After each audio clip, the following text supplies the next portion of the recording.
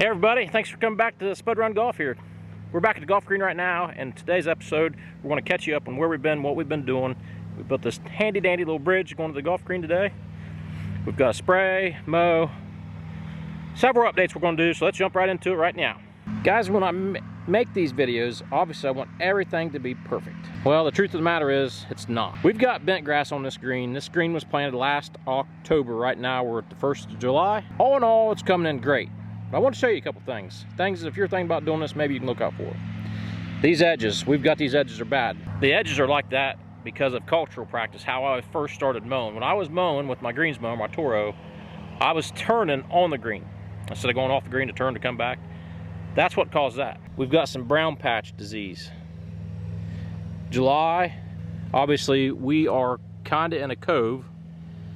So this brown patch disease, just noticed this in the last couple of days. There's another spot. There's a spot. Now I've been on a really good strict schedule with my fungicide application. Been keeping great records, trying to keep everything, just hoping I can learn. Being year one, I'll have these records to kind of go back on and continue to try to make things better. Obviously we got some problems going here, but the playability of this green, which is big, it's very, very slow right now. I'm mowing at 0.29, I believe. I'd like to get that down lower. It's pretty bumpy right now. I've top dressed it once. I will top dress it pretty heavy come September when the conditions are more favorable for that grass to repair itself. Aeration, top dressing, I got the sand to top dress. That's going to be a key to getting this thing smooth, and then we'll slowly get it back down. I mean, we can putt on it. We've played on it several times. It's just not as smooth as your typical golf course greens are, and that's just part of it, you know. Growing months, we've only had, what, 5 growing months for this grass, so I'm not particularly upset with what's going on. I'm learning a lot, and guys, let me tell you, it's fun. Obviously it's work, but it's fun. I'm so happy to be able to have done this and learn. I love the challenge. As you look down there, you can kind of see a tee box on the left. We've got one straight ahead. I've got 6 tee boxes right now. I've actually got one on the right that's 90 yards. I've grassed it already. But the other 5 tee boxes, we're going to wait until September before we actually seed those. Right now in Southern Ohio, it's just a terrible time to seed. And that was today's project. So I've got some footage of that. We'll jump into that and I'll show you building that bridge. One of the cool stories that this bridge tells us is it was cut from resources on our own property. Soon after buying this property, we realized that we needed a wood miser sawmill to help progress and build buildings and different projects around the farm. It's been super handy to have a little bit of skill and knowledge on how to build things. When it comes to a bridge like this little project turned into a nice weekend deal that's going to serve our golf green for years to come. Now when it comes to bridge foundations, there's several different options that we could do. I decided that getting natural stones from the property would be our best foundation that would fit our needs, and also it fit the flow, it fit the characteristics that we were shooting for.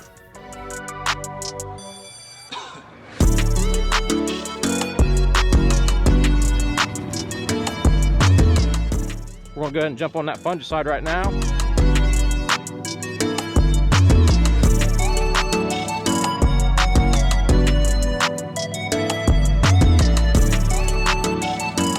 Guys, let's mosey around to each one of the tee boxes and kind of give you a feel for what we're looking at here. Right here is going to be number 1 tee. We just built it a few weeks ago by stealing some dirt off the hillside. I'll show you a view right here from the side. It is elevated quite nice, but in correlation to our, what we call the mill shop, this will be number 1 tee. 310 yards. Here we are at hole number 2. It's a short 90-yard par 3. Here we are, short par 4. 233 long yards, and you've got to play a cut shot.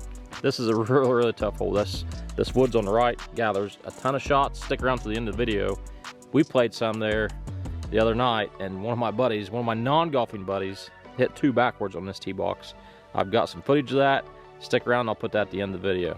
There again, we'll get all this seeded this fall when the conditions are more favorable. Right now we have this old driving range mat. Right here we're looking at a par 3, 185 yards to the center of the green from where we stand right now. This is a tough hole. This pond may be a visual hinder. You wouldn't believe how many of my buddies hit in this pond and how many hit in the woods to the right.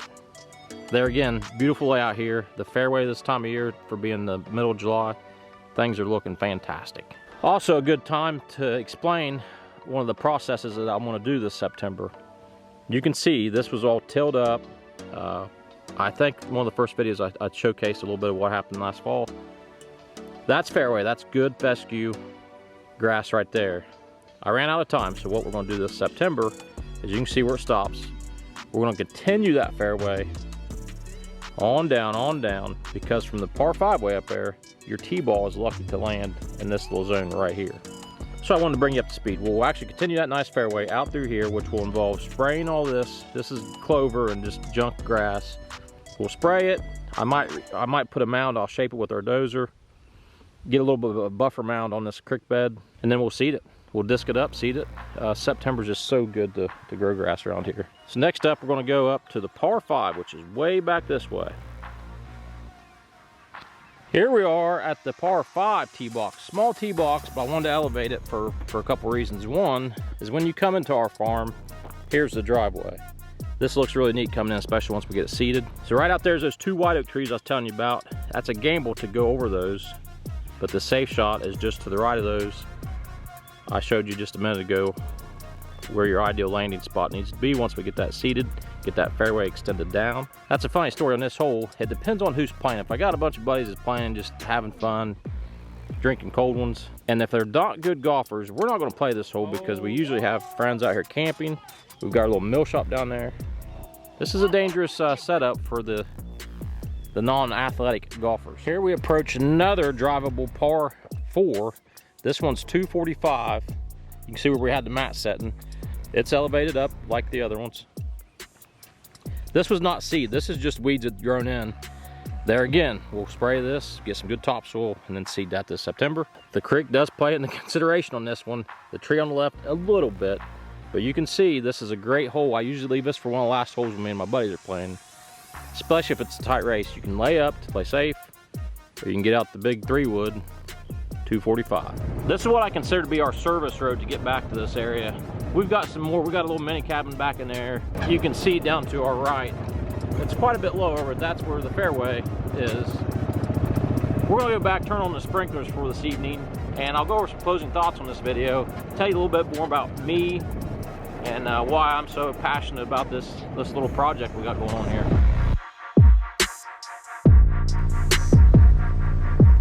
All right, so guys, Spud Run Golf, what'd you think? That would be maybe episode number 4 we've had.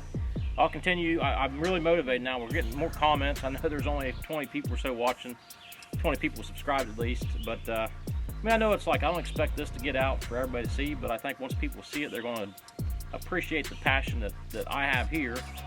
And I don't want to say you're going to live vicariously through me, but it's, I know if I could find another channel like this, I would be very interested in watching, because I looked over YouTube trying to find channels for guys with something like this in their yard, and you'll find a lot of people with putting greens on YouTube that have the backyard putting green. They might have a little area they just mow and subdivisions and stuff, but I mean, we're really stretched out with the 6 holes we got: a par 5, a couple par 3s, par 4s, and then I'm going to try to get 9 holes by next summer. Excuse me, I'm going to try to get 9 tee boxes, all holes leading to this one green. And 1 green's enough for now. Who knows, maybe one day we'll have 2 greens. So a little bit more about me, guys. Played golf in high school, was pretty decent in high school. Actually played in some junior tournaments across the country. Was able to make it to the state tournaments in Ohio. And I actually got to play with Ben Curtis. Ben Curtis won the British Open several years ago, and that was kind of unbelievable. For me to get to this point with this golf green, it was just a mixture of not only passion, but I'm fortunate to have all the equipment to build this thing. And I've got just enough knowledge to maybe get myself in trouble, but I've definitely got the gumption. I'm not scared to try something. I'm working through some problems I showed you earlier on the green. That's just, I like that challenge. You know, I hate to say it, but I enjoy actually working on this project, working on this green, probably more than I like to golf anymore. Now, I still love to golf, don't get me wrong, but having this project to deal with, it's just pretty satisfying. It's great to come out in the evening and mow and just take the everyday bull crap we deal with. And once I get back here in this area, all that stuff's gone. It's just me and my golf hole. It's awesome. Guys, thanks for watching. Thanks for playing with us. Spud Run Golf, over and out. What'd you do with my cigar? I wonder where that motherfucker is. You hit with a girls club for. That's like a fucking 5-wood. You fucking pussy. It's a 3-wood. If he gets it, he can get there. He can't get there. Oh shit, heads up. Motherfucker went backwards. It ain't right here, is it? Don't you ever talk my back swing again.